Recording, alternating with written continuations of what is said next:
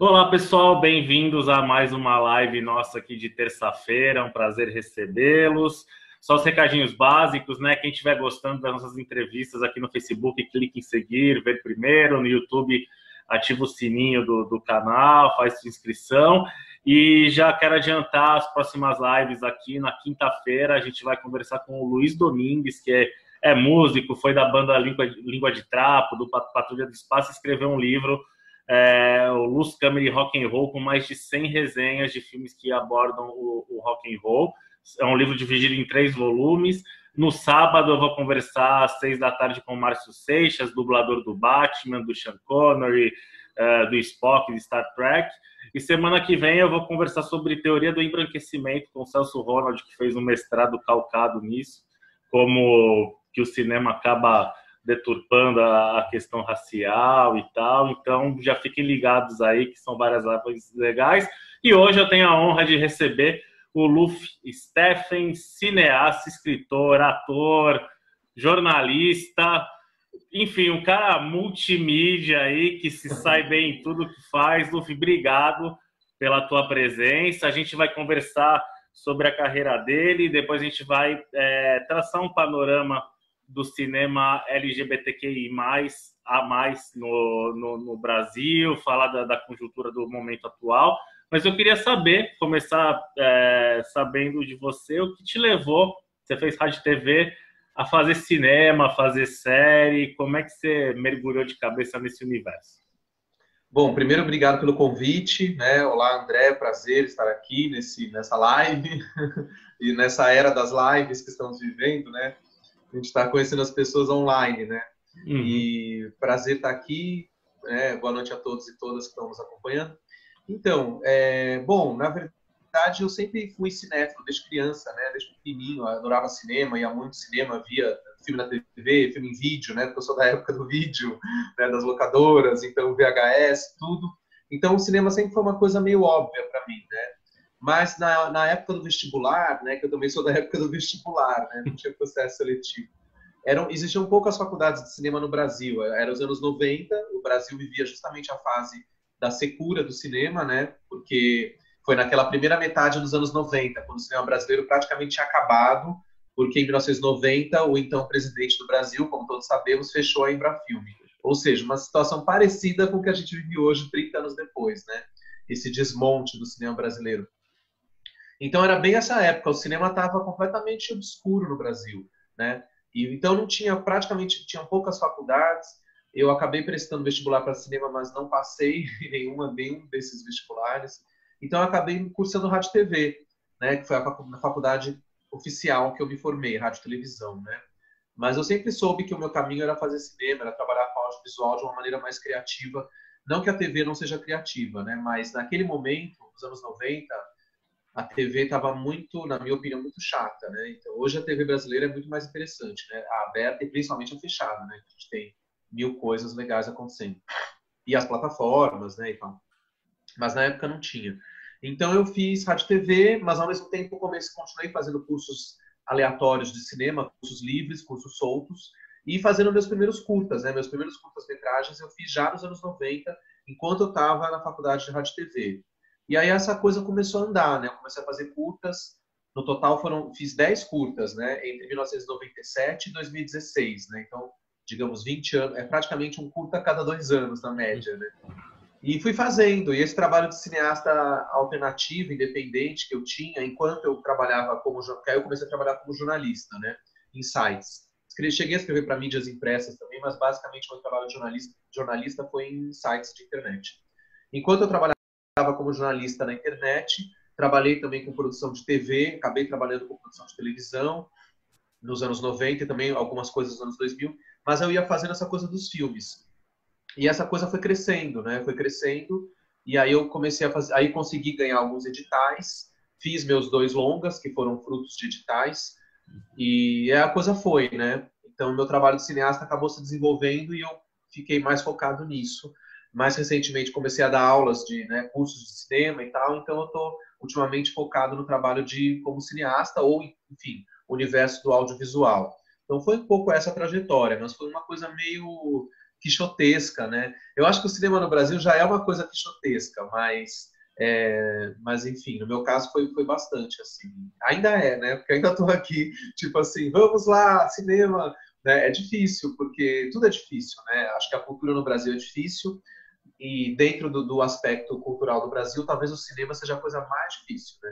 Porque é a que mais depende de muita gente, de dinheiro, de coisas, né? Eu sinto que as outras artes talvez sejam mais fáceis no sentido de, às vezes é mais independente, né? Por exemplo, o escritor, ele escreve um livro, ele precisa de uma editora, não sei o quê, mas, sabe, é menos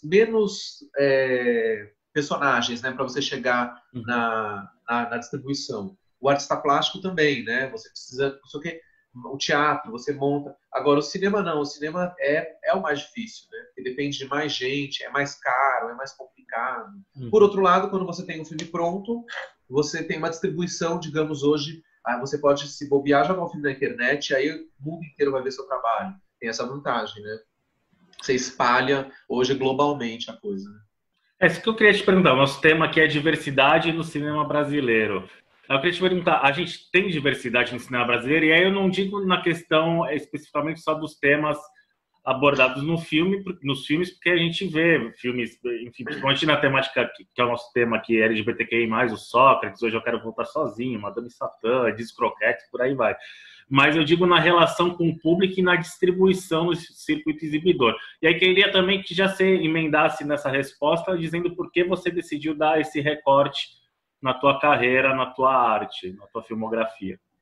Bom, a diversidade, quando você pergunta diversidade, você diz não só de temas, mas diversidade o quê? De filmes, tipos de filmes, assim, narrativamente, esteticamente falando? Não, a diversidade representa a representatividade do cinema brasileiro. Se a gente consegue enxergar as diferenças que a gente tem na sociedade e enxergar isso na tela. Eu acho que isso está acontecendo mais recentemente agora, né? Porque não tinha tanto.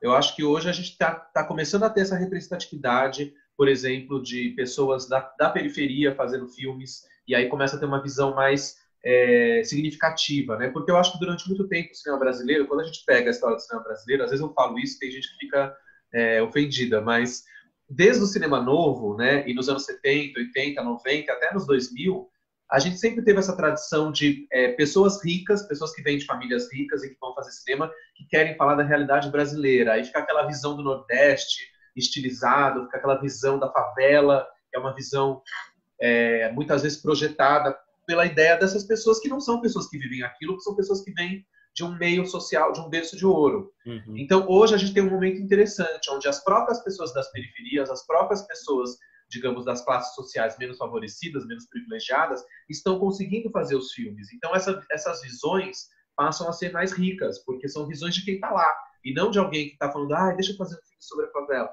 Entendeu? Eu sempre acho que tem um pouco essa coisa, eu acho que é mais autêntico hoje, né?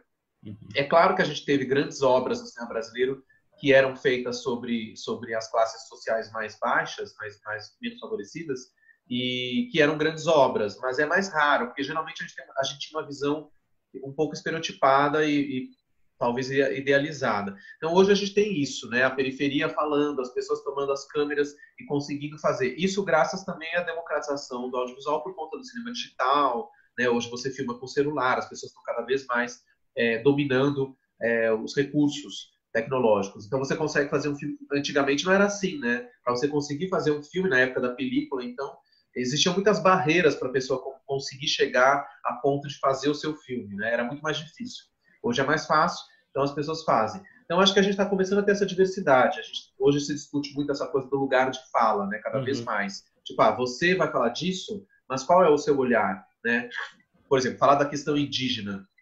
Então, a gente tem pessoas indígenas fazendo filmes, né? Então, pessoas trans, por exemplo, mulheres trans, homens trans, fazendo seus próprios filmes. Isso eu acho interessante. Por outro lado, eu não acho que a gente deva guardar tudo em caixinha, né? Não acho que, obrigatoriamente, para fazer um filme sobre um indígena, precisa ser indígena, né? Eu acho que, ainda assim, a gente tem que ter a liberdade artística de uma pessoa que não colocar um olhar sobre aquilo. De repente, esse olhar é bom também, né? Eu acho que tudo depende dos filmes. O que a gente tem que ver, no final das contas, são os filmes, né? Independente de quem fez.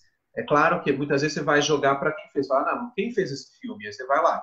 Mas eu acho que tem que ver as obras. As obras têm que ser julgadas e analisadas, caso a caso. É muito relativo, né? Acho perigoso quando a gente coloca regras tipo só pode fazer se for, porque senão tudo vai virar um documentário autobiográfico, né? Você só vai falar daquilo que você vive, que você conhece, né? Às vezes pode ser interessante também você falar, por exemplo, né? Eu, Luffy, de repente, eu vou fazer um filme sobre os pinguins da Patagônia, entendeu? Mas eu não sou um pinguim nem moro na Patagônia, mas eu quero fazer um filme sobre isso. Qual é o meu olhar sobre os pinguins da Patagônia?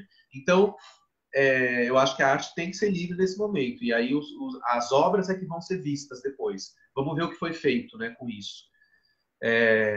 Que mais você falou? Por que eu dei o recorte LGBT? Uhum.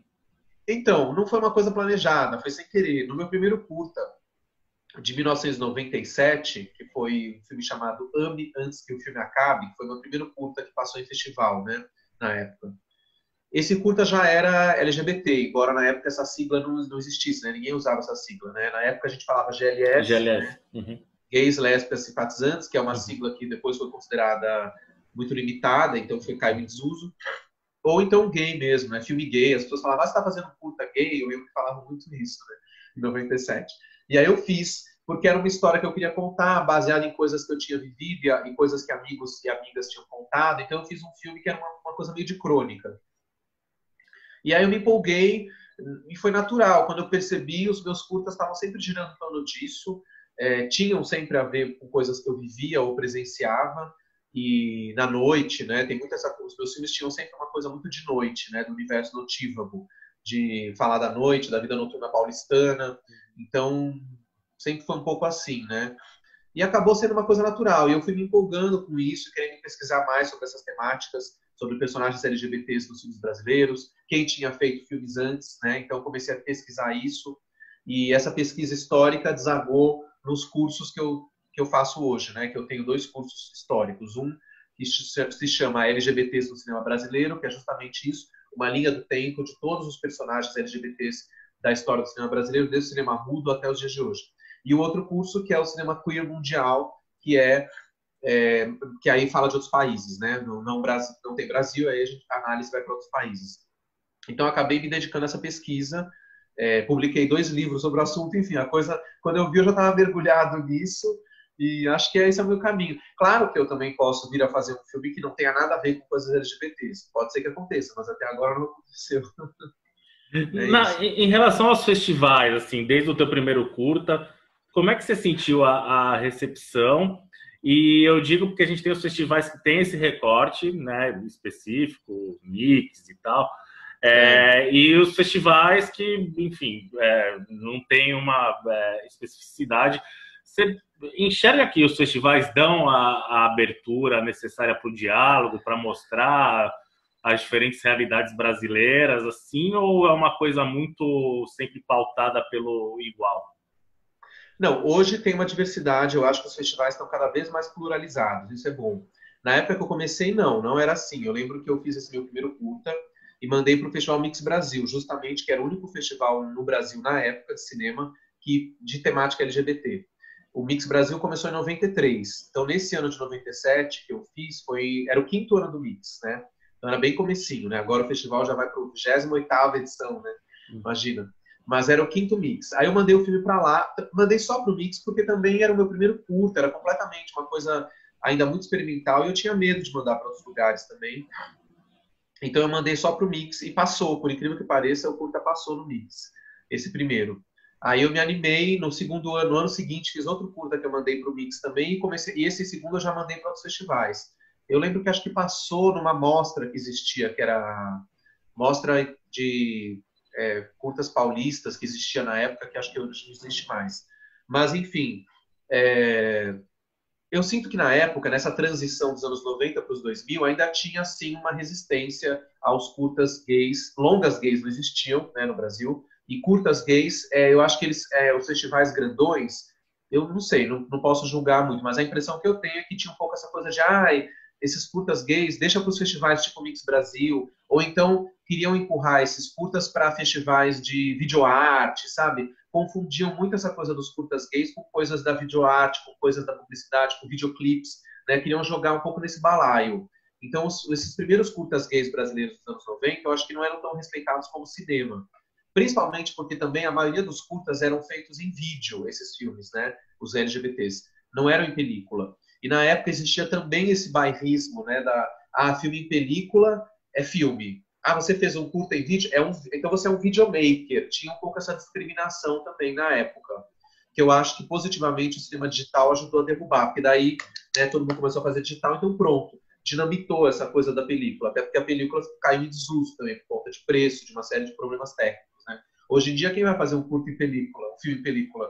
Só se for um excêntrico, milionário, alucinado, porque é muito complicado. Eu adoro até para conseguir exibir hoje em dia em película tá mais difícil. Né? Tipo assim, não tem mais sentido. Eu adoro a película.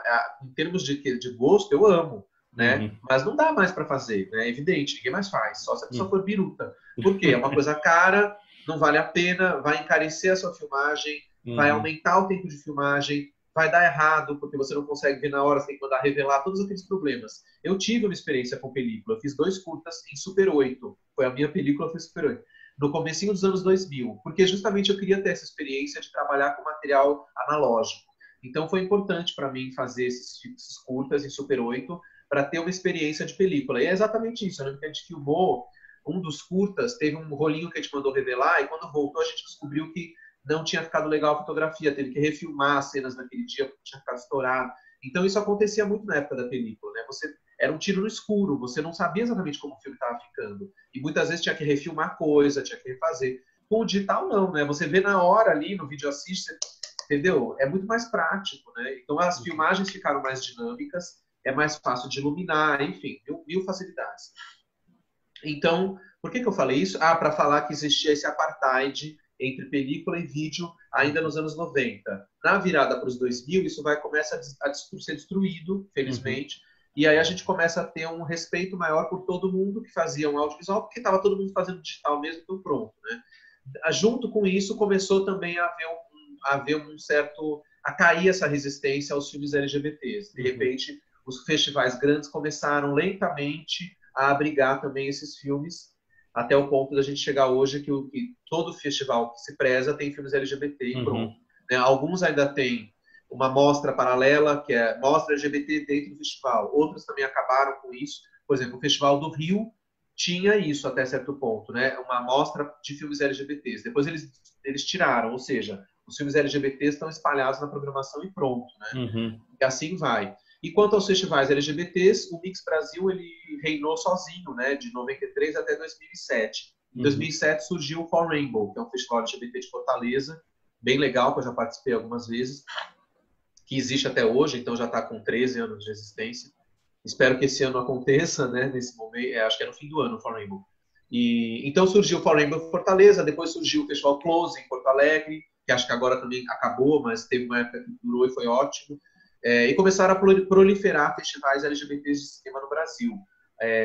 Até pouco tempo tinha pelo menos uns 20, né, em várias cidades. Né? Tinha em Salvador, teve, Rio tem um festival LGBT, Belo Horizonte tinha, eu acho... Enfim, tem vários. Né? Esse ano eu participei do Transforma, que é um em Florianópolis, que está no 3º ano, que acho que vai ser em setembro. Eu participei da curadoria e premiação online agora na fase da quarentena. Tem o Festival Digo, em Goiânia, que também está indo para o 5º ano, eu acho, que também é um festival LGBT. Então a gente ampliou, né? Não é mais só o Mix Brasil. Isso é bom porque a gente começa a ter outras visões também geográficas no Brasil, de outros filmes, e não fica tão restrito ao eixo Rio-São Paulo, porque o Festival Mix Brasil teve uma época que estava um pouco restrito, talvez, a filmes do eixo Rio-São Paulo, então acabava não tendo uma... Hoje o Mix está mais geográfico também, está mais nacional, tem coisa do Brasil inteiro e tal. Então é isso, eu acho que a gente vive um momento bom, eu acho que os festivais, tanto os festivais LGBTs como os festivais que não são, estão muito receptivos a obras LGBTs. Isso é legal, né? Aqui no São Film Fest acho que teve 22 filmes na última edição. A gente trouxe a Júlia Caterini, diretora. Sim, conheço. E o Santos Film Fest tem... Então vocês têm... filmes LGBTs ficam espalhados na programação, né? Não tem ficam essa espalhados. coisa... Esse ano a gente estava pensando, a gente conversou com o pessoal daqui da cidade, fazer uma amostra específica justamente em virtude desse governo atual que persegue, censura, então a gente queria ressaltar alguns temas para justamente combater todo esse fascismo que está pontuando o país, né? Agora, com a questão da pandemia, a gente não sabe se vai ser online, se vai ser presencial, a gente está revendo isso, né? Mas vamos fazer, a gente só não sabe se vai ser online ou presencial mais para o fim do ano. Seria em julho, estaria acontecendo agora o festival. Sim, aliás, eu participei de uma mostra em Santos, que era Sunset, Mostra da Diversidade. Participei há alguns anos, era bem legal também. Não sei se continua. Acho que parou, infelizmente, né? Parou. Mas era ótima. Eu fui com os meus filmes algumas vezes, foi bem legal. Inclusive no Cine Rocks, que... exatamente. Meus filmes passaram no Cine Rocks, no shopping, né? E também tinha umas sessões que eram num espaço alternativo de teatro, não lembro agora. Mas teve sessões do Roxy e teve algumas nesse lugar alternativo, que era tipo um tendal, assim, perto da rodoviária, enfim. Mas é isso, adoro Santos, né? É uma cidade que eu gosto muito. Sempre que eu vou, eu fico feliz, assim. Legal. Pena que faz tempo que eu não vou. Lá preciso voltar. Com certeza. Vamos armar isso daí. Eu queria saber, em relação ao circuito exibidor, por exemplo, aqui a gente vê filmes de temática LGBTQIA+, como Moonlight, com Amor Simon, que a gente fez uma pré-estreia para um público adolescente de um Metec, aqui na cena do beijo, no fim, spoiler, tá, pessoal? As pessoas vibravam e um dos convidados era até um escritor gay daqui da cidade que se disse surpreendido, que na época dele acha que o filme não teria espaço para entrar em cartaz, e o filme não só entrou, como teve um público bem legal aqui em Santos. Os filmes brasileiros, você fez 2 longas, né? O São Paulo em Hi-Fi, o A Volta da Paulicéia Desvairada, que é sobre a noite paulista contemporânea, e o São Paulo em Hi-Fi, um contexto histórico.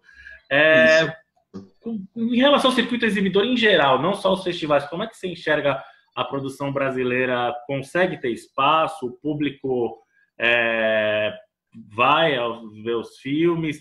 Eu lembro que o Praia do Futuro teve uma questão, acho que em Recife, de um Cinemark ter que carimbar um ingresso porque as pessoas saíam, enfim. É verdade. Então, o que eu acho assim, a distribuição do cinema brasileiro é sempre um problema, né? Isso independente da temática. Então, assim, qualquer filme brasileiro sofre para ser exibido. Por quê? Porque a gente tem uma hegemonia de exibidores que só querem passar coisas estrangeiras porque é o que supostamente vai dar lucro. Então, é a velha história, o velho problema. O Brasil deveria ter uma política de protecionismo ao audiovisual brasileiro.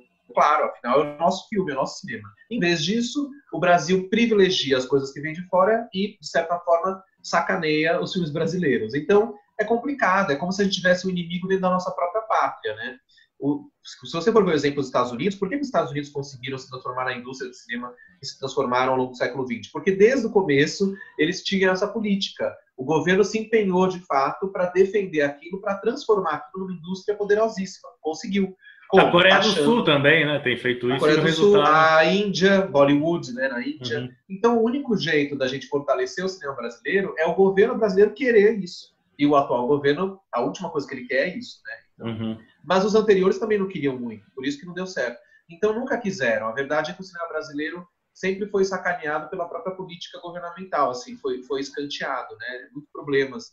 Então, assim, a gente teria que ter um projeto, por exemplo, salas estatais. Né? O governo teria que criar cinemarques governamentais em cada capital, pelo menos, do Brasil, e nessas salas só passariam filmes brasileiros e mais, filmes brasileiros de autor, filmes de criação, não filmes brasileiros, porque seria fácil para essas salas também passar filmes do Paulo Gustavo, por exemplo. Nada contra, não quero falar mal dele, mas assim, não adiantaria nada, né? Porque isso aí já passa nos shoppings e tem milhões de pessoas. Então, o que deveria acontecer? Para fortalecer o cinema brasileiro, o governo brasileiro deveria criar essas salas, esses cinemarcos. Parece que na Argentina, em Buenos Aires, tem isso, né? São Paulo não tinha um projeto, na época do Haddad, de cinemas nas periferias e tal? Ah, bom, não, mas aí é um projeto meio que... Acho que tinha, de levar os filmes... Mas eu estou falando de uma coisa mais oficial, por exemplo, construir salas de Cinemark iguais às do shopping, não precisa ser igual ao shopping, mas, por exemplo, complexos de salas que estivessem em cada capital do país. Nessas salas só seriam exibidos filmes brasileiros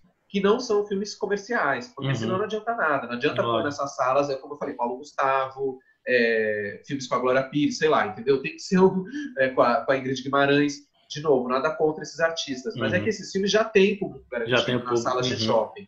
Então teria que fortalecer o cinema de autor para formação de público do cinema brasileiro.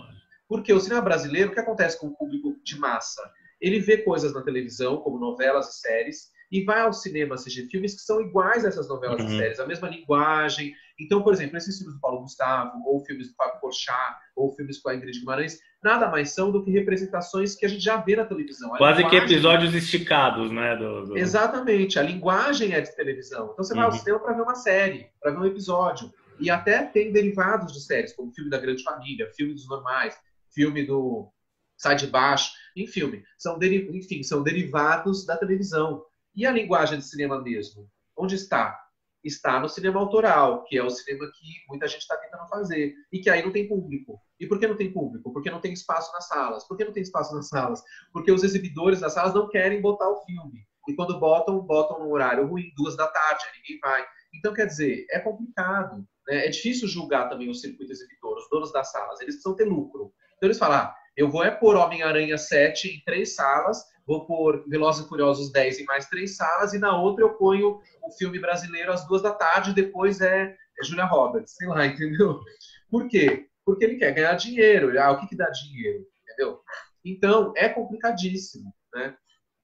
É um problema realmente que teria que haver uma união de todos os segmentos da cadeia, né? Cadeia produtiva. Os produtores de cinema, os exibidores, os distribuidores, todas as etapas da cadeia trabalharem juntos para que o cinema brasileiro se fortalecesse. Mas os interesses são diferentes, né? Cada um tem cada um quer defender o seu peixe. E aí vira esse conflito. Então, o filme brasileiro, de saída, sofre para ser exibido, para ser distribuído, né? E isso inclui os LGBTs, inclui todo mundo. Só não inclui os filmes comerciais, que já são turbinados por figuras que são conhecidas nacionalmente, como eu falei, como Leandro Hassum. Enfim, figuras que geralmente vêm da televisão ou da internet, também tem esse filão. São figuras que já estão consagradas na internet ou na televisão, ou em ambas as mídias, e vão para o cinema. Aí esses filmes acontecem, né? Kéfera, sei lá. Se bem que o da Kéfera parece que não foi tão bem de bilheteria, né? Mas, não foi. Como é que é? Larissa Manoela. Maísa. Figuras que são legais até, não tem nada contra essas figuras. Eu acho que elas têm mais é que fazer filme mesmo. Só que não é só isso, né? O cinema brasileiro não precisa ser só isso. Por que a gente não pode ter um grande público, como a gente tinha no passado, para filmes que não dependiam desses fatores, né? Então, por exemplo, você pega um filme como Carlota Joaquina. É que Carlota Joaquina é um caso à parte, né? Que é o famoso filme que marcou a retomada. Então não dá muito para citar como exemplo, é um momento muito específico. Mas a gente teve grandes filmes, como Cidade de Deus, por exemplo, né? O próprio Central do Brasil, mas tinha Fernanda Montenegro. Mas é diferente, porque naquela época a Fernanda Montenegro, há 20 e poucos anos, ela nem estava tão na mídia assim como ela está hoje, né? Então, assim, Central do Brasil foi um feito, Cidade de Deus, mesmo Tropa de Elite, né? Enfim. Agora, quanto aos LGBTs, que você citou, o Praia do Futuro teve esse problema de uma espécie de censura. Aí no caso dos LGBTs, a gente tem um problema a mais, que é isso, a resistência de uma determinada parcela do público. Aí não tem jeito, quando você fala de filmes LGBTs, você vai ter filmes que são mais comerciais e, portanto, mais leves e que vão atrair um público mais geral, e outros que são mais radicais nas suas propostas, como Praia do Futuro, que tinha cenas de sexo quase explícitas, não chegava a ser explícito, mas era um filme bem erótico. E claro que você vai ter menos público, né? Porque o público, de repente, não quer ver aquilo e tudo bem. Então, na verdade, também isso tem a ver com as escolhas de cada diretor, de cada pessoa que está concebendo seus filmes. Você vai fazer uma escolha. Se você vai fazer um filme LGBT, que tipo de LGBT é o seu filme? É mais comercial? É mais leve? Passa na sessão da tarde ou não passa? Né? Que público você quer atingir? Não adianta você fazer um filme LGBT radical e pôr no shopping. Você não vai conseguir, entendeu? Não vai entrar, e se entrar ninguém vai querer ver, porque o público do shopping não quer ver aquilo. Então, tudo tem que ser uma coisa de qual é o objetivo do seu filme, né? Qual é o seu objetivo como realizador? Então, eu acho que tem que ter todo tipo de filme LGBT. Os radicais, os não radicais. E aí cada um sabe o filme que fez, entendeu? Por exemplo, um filme como Greta, né? Um filme recente, com Marco Nanini, inclusive.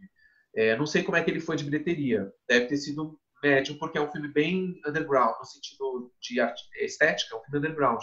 Né? Não é um filme televisivo, por exemplo, né? Embora tenha o Marco Nanini. Mas é ótimo, tem cenas de sexo bastante ousadas até, né?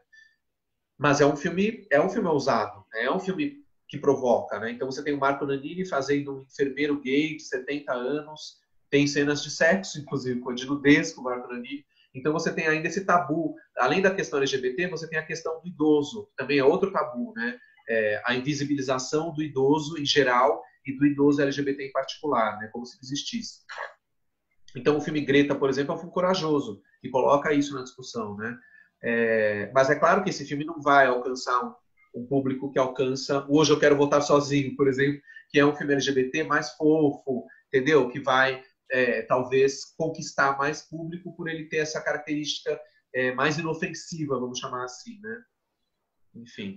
Quando você diz radical, que nem o Milk, A Voz da Igualdade, o Champagne ganhou o Oscar e tal, não seria um filme radical, ou seria? O Milk eu não acho radical, adoro o filme, mas não é radical. Por exemplo, se você compara Porque o filme conseguiu um bom público no Brasil também, né? E ganhou o Oscar. Mas aí tem várias coisas em jogo.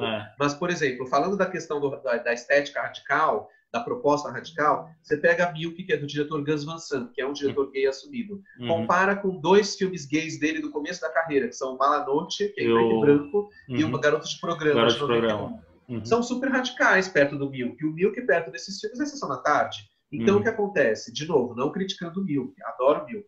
Mas é mais padrão. É um filme que a gente está acostumado a ver em canal a cabo. Né? Ele não tem uma linguagem, uma estética ousada. Né? A ousadia dele está em contar a história do Harvey Milk, que foi um militante LGBT. Mas a mesma forma como ele conta é uma forma padrão. É ótima, a fotografia é linda, os atores estão ótimos, mas é uma cinebiografia padrão.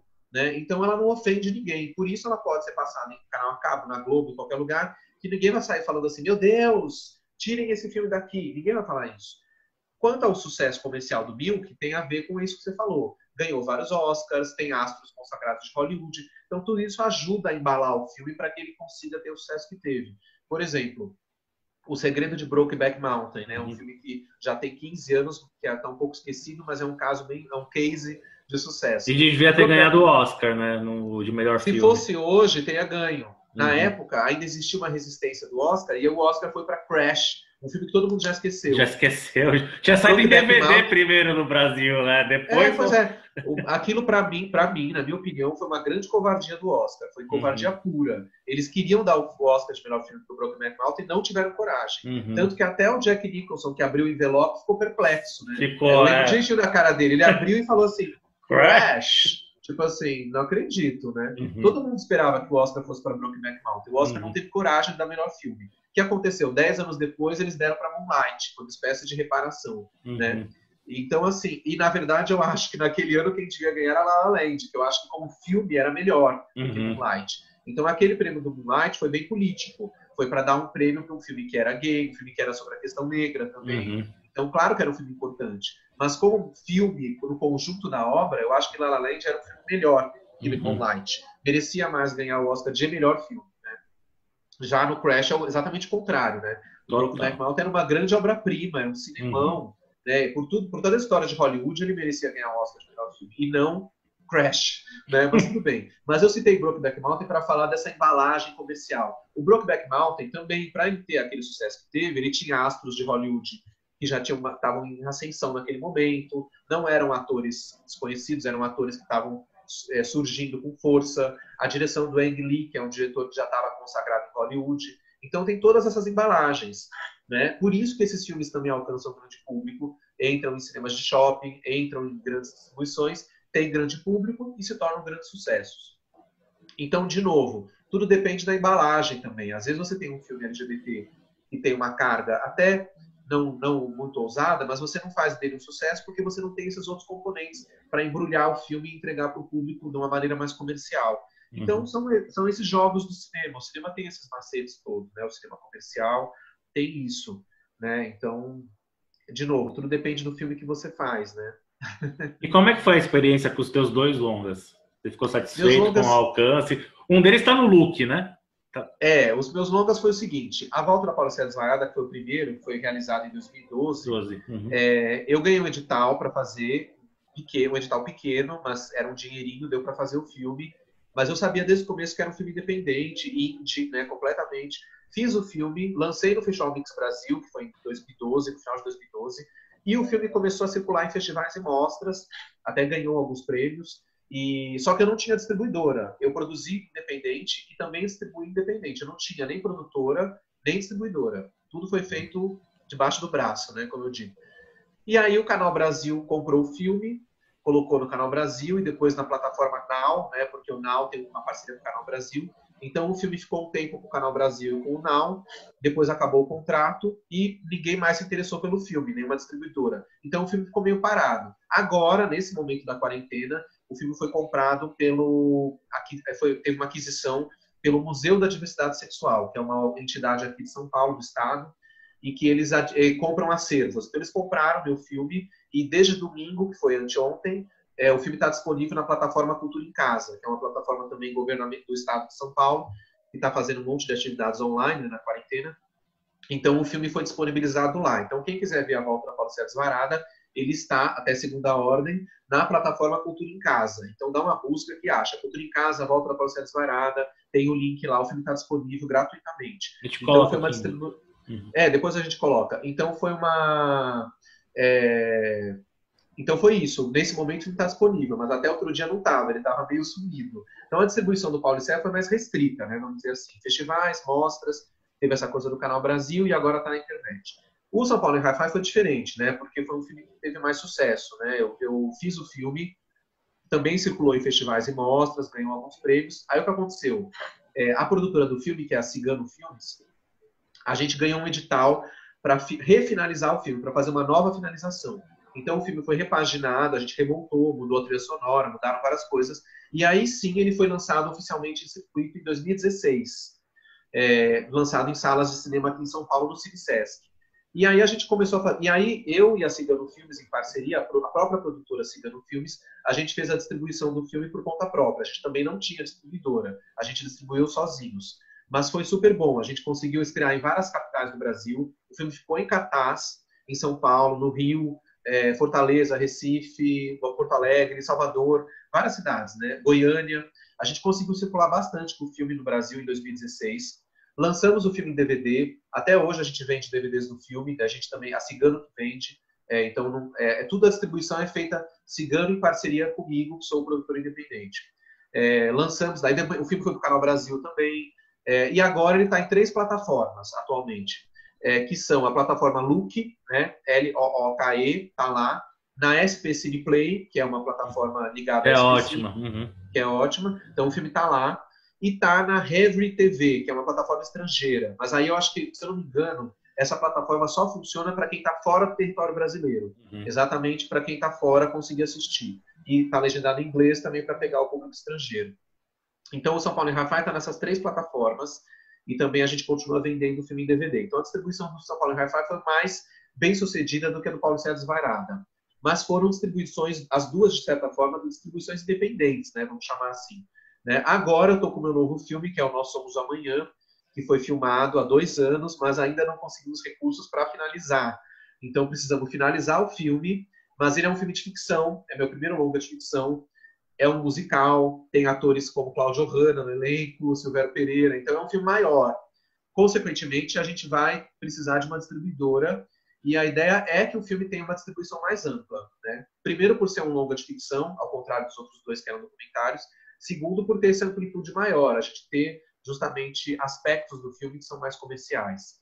Então vamos ver o que vai acontecer. Mas nesse momento está no impasse porque a gente precisa de verba para finalizar o filme, ele não está pronto ainda. E tá tudo parado, Ancine, né? Tá tudo... tá complicado. Então, assim, o filme tá filmado, né? Eu não sei se eu rio ou se eu choro. Tô com o filme filmado. Menos mal, mas precisa de dinheiro para finalizar. É uma finalização que não é barata desse filme, né? Uma finalização que requer alguns recursos. Por que fazer um musical? O cinema brasileiro tem a Moreninha, os filmes da época lá dos anos 50, das chanchadas e tal. Mas a gente vê poucos filmes musicais no Brasil. Por que que... E sobre o que é a história, o que o filme... Olha, o Nós Somos Amanhã, quem quiser, inclusive, acompanha as redes sociais do filme, que elas existem. Tem no Facebook, Nós Somos Amanhã, Instagram e Twitter. Tem 3 redes sociais do filme mostrando novidades, bastidores do filme. A gente está sempre postando alguma coisa. Inclusive agora, que vai nesse mês de julho, que completa 2 anos que a gente filmou, vou fazer uma série de coisas ali nas redes para dar uma movimentada. O Nós Somos Amanhã é um filme que se baseia na minha infância, nos anos 80, nas coisas que eu vivi naquela época como criança. Então, a minha infância foi nos anos 80, por isso o filme está ambientado nos anos 80. E é um filme que fala da infância das crianças que não são padrão. Né? Eu, por exemplo, não fui uma criança padrão, era uma criança diferente. Então, o filme fala das crianças diferentes. Então, não é só crianças LGBTs, mas crianças que sofrem bullying por não serem dentro do padrão. Então, no filme, a gente vai abordar a questão da infância através de uma personagem que é uma menina negra, tem um menino gordo, né, um menino gordinho, um menino nerd. Na verdade, o gordo e o nerd me baseei em experiências que eu vivi e também amigos da escola, coisas que eu vivia na escola e que presenciava, e alguns personagens foram amalgamados, né? Então, por exemplo, o menino gordinho que sofria preconceito foi misturado com o menino nerd, né? O menino intelectual, então vira uma coisa só. A menina gordinha é a menina masculinizada, né? Que é xingada de lésbica. Isso acontecia muito, né, na minha época de escola, e acho que de todo mundo, né? Então eu queria fazer um filme para exorcizar isso daí, para falar dessa questão. Por que a criança não pode ser como ela é? Né? Por que isso necessariamente é ruim? Por que a criança tem que se adaptar a um padrão? Por que ela não pode? Por que ela tem que sufocar a sua personalidade, seu jeito de ser? Porque existe um padrão que a criança tem que obedecer, né? Tanto a criança, o menino como a menina, né? Essa coisa da cor, do azul e do rosa, né? Que está sendo super falado por conta do atual desgoverno. Então, todos esses padrões, essas regras, esses cabrestos que a gente recebe na infância, aí é que está o problema. É por isso que as pessoas, quando são crianças, são bombardeadas por essas regras, são massacradas, e quando crescem, ficam adultos preconceituosos, homofóbicos, transfóbicos, etc, etc, etc. Racistas, né? Então, gordofóbicos. Por que a gente tem essa sociedade adulta tão preconceituosa, que não aceita o diferente, né? As chamadas minorias, né? Por causa disso, porque na infância a gente já é mal educado, né? A gente é mal criado, mal preparado. Então eu queria falar disso, o filme discute isso. Então é a história de crianças que estão no colégio, que são crianças não normativas, vamos chamar assim, e a guerra entre essas crianças e as crianças normativas. Né? É uma guerra no colégio, digamos que é um microcosmo da sociedade adulta que a gente tem hoje. É quase um microcosmo infantil da guerra que a gente tem diária, toda semana agora, né, das pessoas que apoiam o governo e das que não apoiam. É quase isso, só que numa chave infantil. E aí a gente tem a personagem da Cláudia Hanna, que é uma espécie de noviça rebelde, né? É a professora que chega no colégio para revolucionar, a professora muito maluquinha, meio noviça rebelde, meio professora meio maluquinha do Ziraldo, né? Que tem até o filme. Então a Cláudia Hanna faz esse personagem divertidíssimo, que é a professora que bota para quebrar, chega lá e tenta subverter, revolucionar a escola, acompanhada desses alunos não normativos, né? Então é um filme, e aí um filme para falar de tudo isso e ser uma coisa lúdica, eu não queria fazer um filme realista que ficasse pesado, talvez, na discussão desses temas. Então eu levei o filme para uma chave da suspensão. E o que pode ser mais suspensão no cinema do que o musical? O musical é o auge da suspensão, porque é uma coisa completamente estapafúrdia, né? Você tá lá andando, de repente você começa a cantar, lá, lá, lá. Quer dizer, eu amo musicais, sempre amei e ainda amo. Então eu falei, vou levar essa história para o gênero dos musicais, porque aí tudo vai ficar numa chave de fábula, de fantasia, de delírio, uma coisa meio onírica. Então, por isso, o filme é um musical. E um musical com músicas dos anos 80, né? Já que o filme homenageia essa década. Eu ia perguntar isso, eram canções originais ou canções já... Não são canções originais, são canções pop dos anos 80. Depois as pessoas vão ver quais são elas, né? Não são canções tão óbvias, mas são legais. E então o filme tem isso, é um musical sobre a questão LGBT na infância, sobre a questão das crianças que sofrem bullying, ambientado nos anos 80, numa chave de fantasia, um filme onírico mesmo, uma fábula, né? Então é um filme que, por essas e outras, a finalização dele exige alguns recursos de animação, algumas questões que a gente precisa fazer no filme, né? O filme tem uma embalagem de filme de fantasia, né? Não dá para ser um filme seco, com uma montagem seca, entendeu? Ele precisa de uma série de recursos na finalização para que ele funcione dentro da proposta que se propõe. As coreografias, você teve alguém que ajudou? Quem que Sim, fez? existia um coreógrafo que trabalhou com a gente durante a preparação de elenco e depois nas filmagens. A parte vocal, a gente também tem um diretor musical, só que a gente ainda não gravou a trilha. Por exemplo, a trilha ainda vai ser gravada, a gente fez ao contrário, né? Enfim. Mas tem tudo isso, sim. Tem toda a parte musical, né, que o filme musical exige, né? E para finalizar, vocês precisam ver edital, lei de incentivo, ou vocês pensam em fazer algum outro caminho independente, crowdfunding, alguma coisa?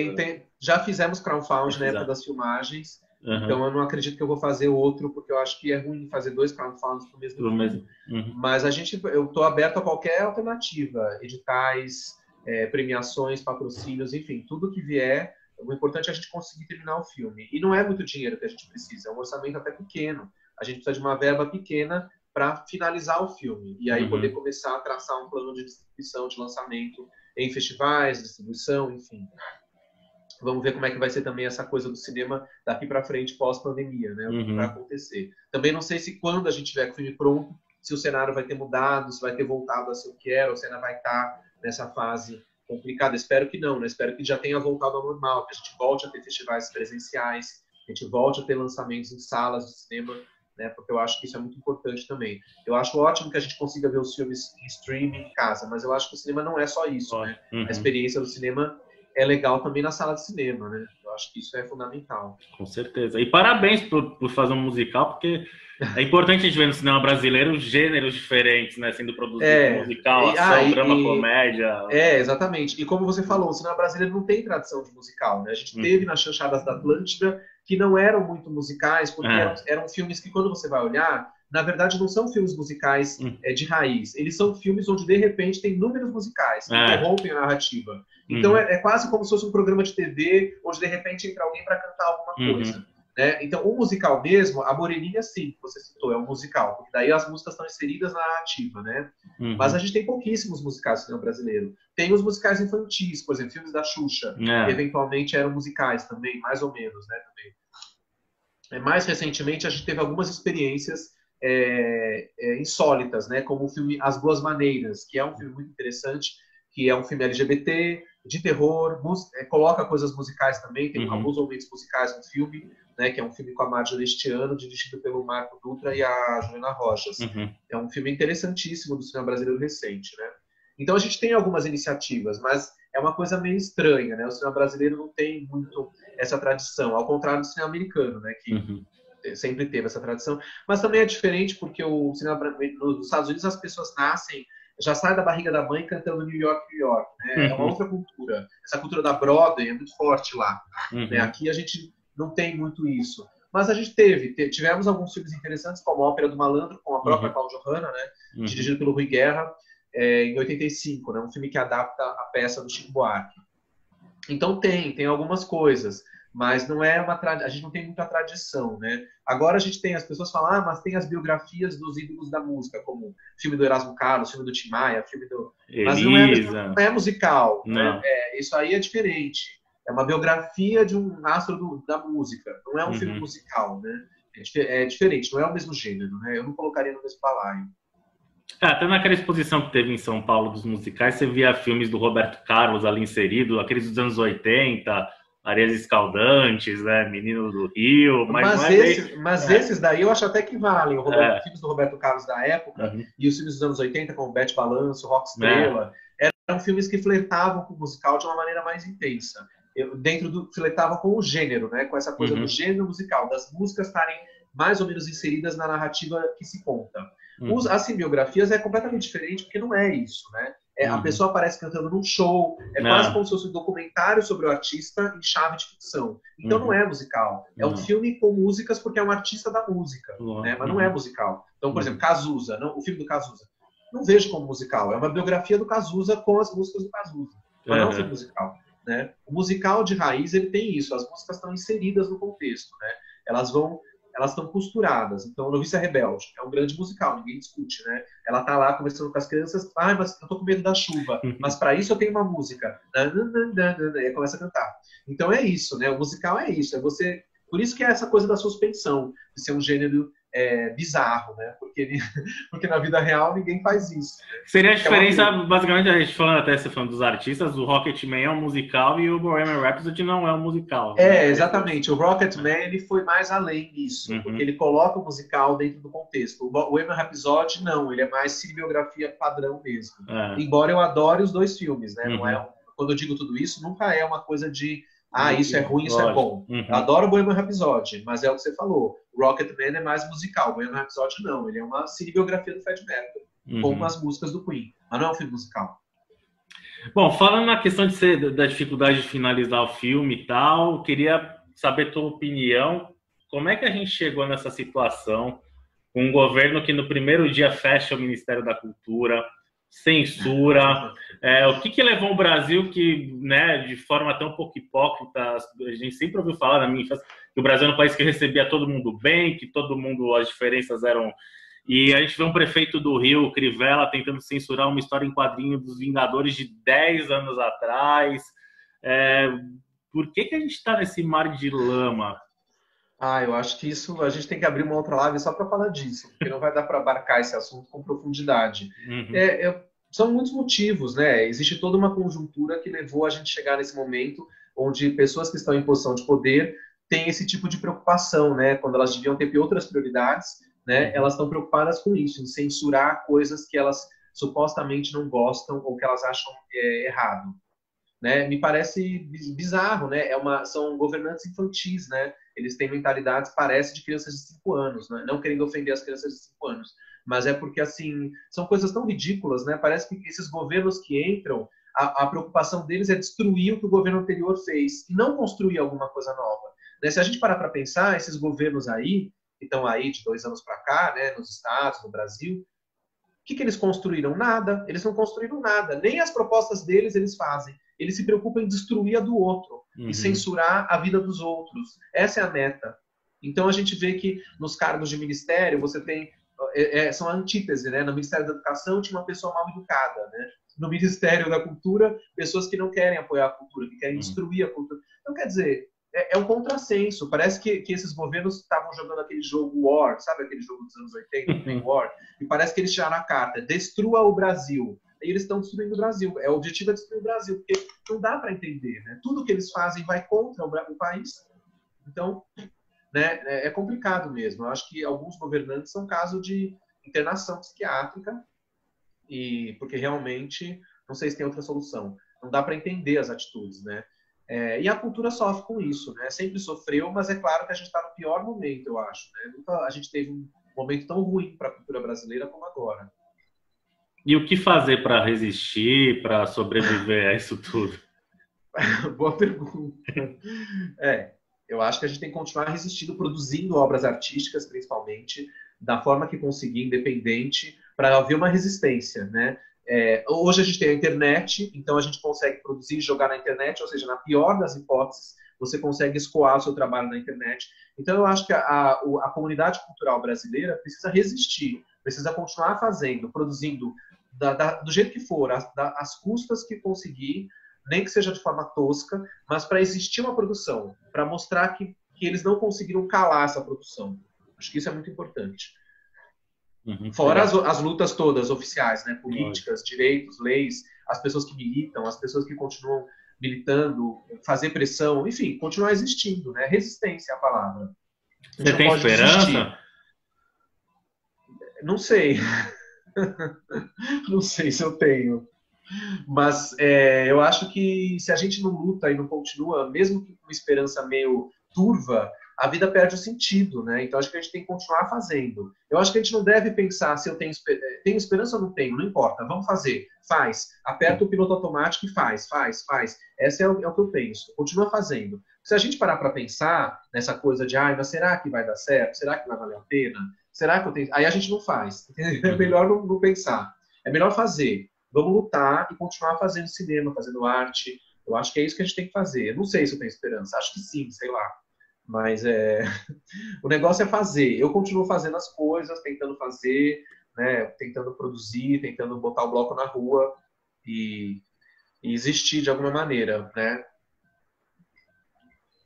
É o caminho, né? É o caminho. Os festivais têm que continuar existindo, não podem parar, tem que ser, se for online, que seja online, se for sem dinheiro, que seja sem dinheiro, que a gente consiga fazer, mesmo que as coisas tenham que voltar a ser pequenas, voltar a ser underground, não faz mal, mas que exista, né? A gente não pode parar e desistir e falar, então deixa, vamos fazer outra coisa da vida. Não, isso eu acho que não pode. Porque daí a gente vai estar fazendo exatamente o que eles querem, vai estar entregando o ouro pro bandido, né? Com certeza.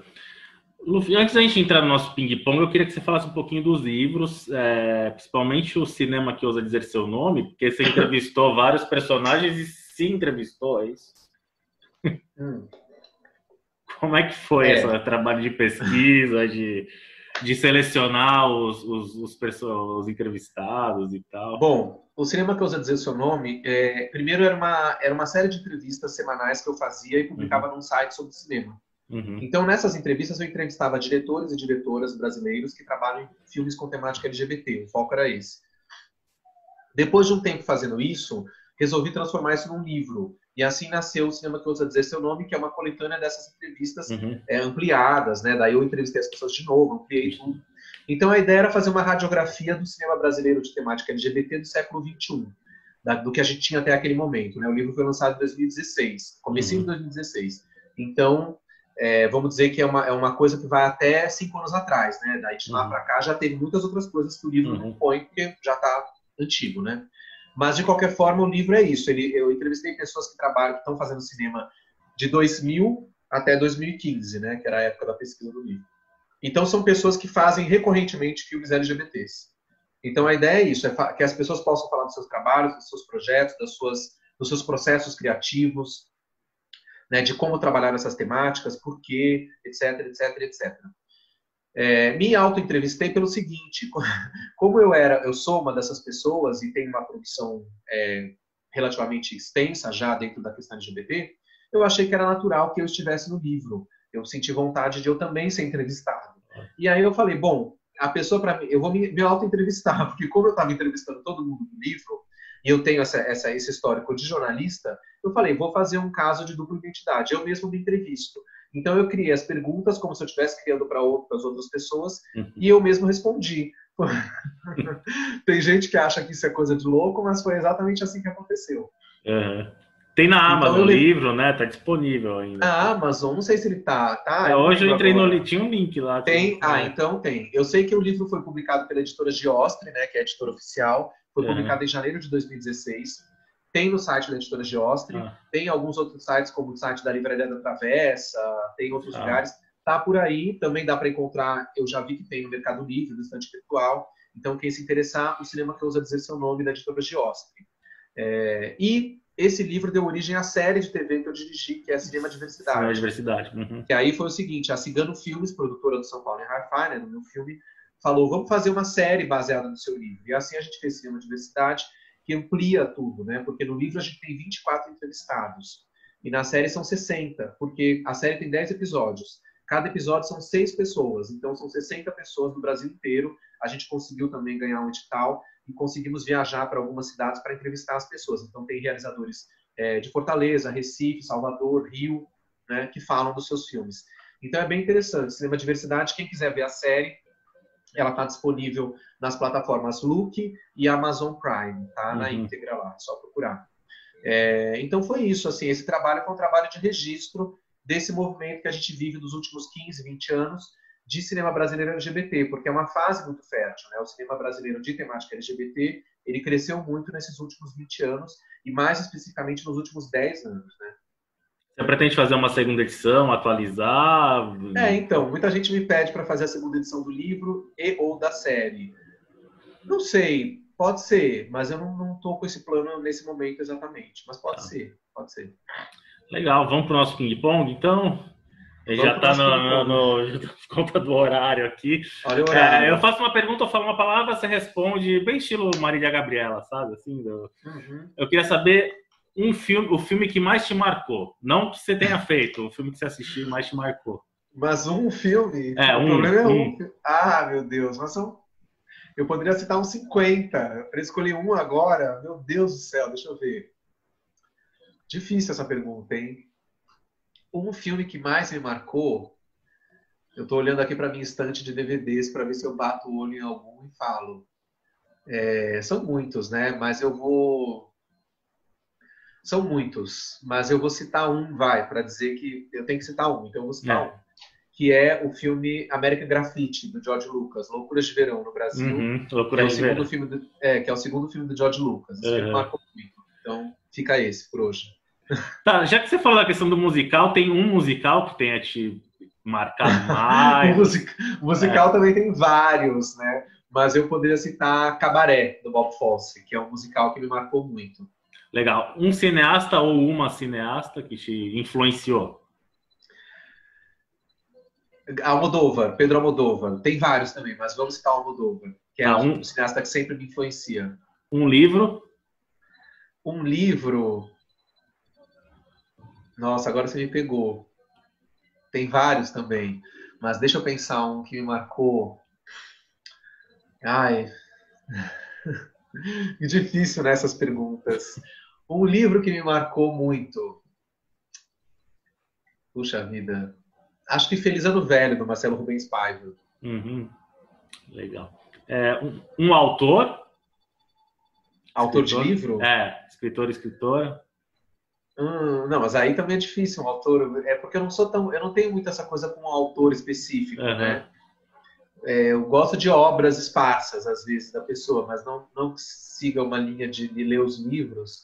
Mas tá bom, para citar vou citar uma autora que eu estou lendo muito agora, que é a Lígia Fagundes Telles. Uhum. Então, pode ser. Tá. Um trabalho que você tenha realizado, pode ser um filme que você fez, série, livro, um curso que você deu, que mais te satisfez? É o São Paulo em Hi-Fi, né? O filme. Acho que é o filme é o meu trabalho que mais me deixa feliz, que mais foi gratificante, em todos os sentidos. Uhum. O que é a arte? Ai, meu Deus, essa pergunta é difícil demais. Essa é a pior de todas. Eu acho que a arte é uma coisa que deixa as pessoas felizes. Ela existe para isso, para fazer a gente refletir sobre nós mesmos, sobre nossas vivências, existências, experiências e o que deixa cada um feliz. É por isso que ela é relativa, né? O que me deixa feliz não é o que deixa outra pessoa feliz. Luffy por Luffy? Gente, essas perguntas são muito engraçadas. Ai, não sei dizer essa. Não sei, é muito difícil essa daí. Luffy por Luffy? Não sei, acho que eu sou uma pessoa que tenta realizar sonhos meus e dos outros. Maravilha. Fica à vontade para deixar um recado livre para quem está acompanhando a gente. Eu vou passar meus canais, quem quiser me acompanhar, quem quiser assistir meus curtas, eles estão disponíveis na plataforma Vimeo, então bota lá, Vimeo Luffy Stephen, tem meu canal, os meus curtas estão todos lá abertos, né? São 10 curtas, se bem que lá tem 8, porque os 2 primeiros curtas não estão, porque eles são tanto quanto rústicos, então eu ainda não disponibilizei. Então são 8 curtas meus que estão lá na plataforma Vimeo. Meus longas, eu já falei, A Volta da Pauta Disparada está na plataforma Cultura em Casa, o São Paulo em Hi-Fi está naquelas 3 plataformas. Nós Somos Amanhã ainda não está pronto, então sigam as redes.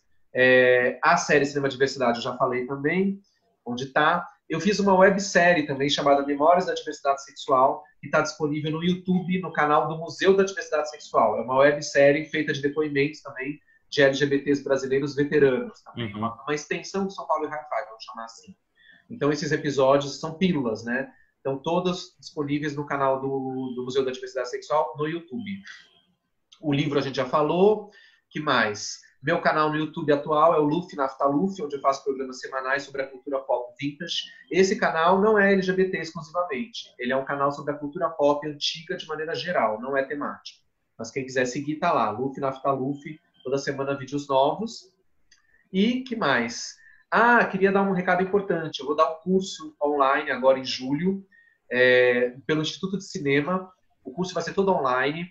E sobre cinema LGBT. São 2 professores, eu e o Bruno Carmelo, que é crítico de cinema e que vai dar uma parte do curso. O Bruno vai falar da parte internacional e eu da parte brasileira. Mas o tema é o cinema queer, cinema LGBT como um todo. Então, quem se interessar, entre no site do Instituto de Cinema, que é www.institutodecinema.com.br e faça a sua inscrição. Estamos com matrículas abertas. O curso começa segunda-feira, dia 6 de julho. Então, estamos aí. Legal, queria te agradecer, foi uma honra conversar contigo, um prazer. Acho que tem temas para a gente ainda aprofundar mais em futuras lives. Nossa, com certeza, daria para falar muita coisa. Cada tema abre subtemas, né? Parabéns pela tua carreira, pelo teu trabalho, super importante. Obrigado. Eu agradeço pelo convite, obrigado por abrir esse espaço para eu falar do meu trabalho, obrigado mesmo. Tá bom, pessoal, esse foi o Luffy Stephen. Então, todos os links estão aqui embaixo, aí acessem, prestigiem. Na quinta-feira, o entrevistado é o Luiz Domingues sobre filmes e rock and roll. A gente falou até do Rocketman, a gente vai falar do Bohemian Rhapsody também, que legal. Vários filmes. E no sábado, o Márcio Seixas, que é a voz do Batman no Brasil, do Sean Connery e vários outros. Tá bom? Obrigado. Mas o Batman, que Batman que ele é? O Batman da série antiga? Ele dublou o Batman, a série animada dos anos 90, dublou o Batman em filmes do cinema. Que legal, que barato. Incrível. Adoro essa coisa das dublagens. Isso também dá muito pano pra manga, dublagens no Brasil. As dublagens são muito boas. Eu adoro isso. Eu falo muito disso no meu canal no YouTube, das dublagens antigas, das dublagens novas. São bem legais, né? Herbert Richards, etc. Isso, dublagens clássicas, maravilhosas. Legal, vamos pôr o link também aqui. Vou procurar e pôr o link aqui também. Tá legal. Bom? Obrigado, meu querido. Então. Valeu. Tchau, tchau, pessoal. Valeu. Tchau. Tchau, tchau.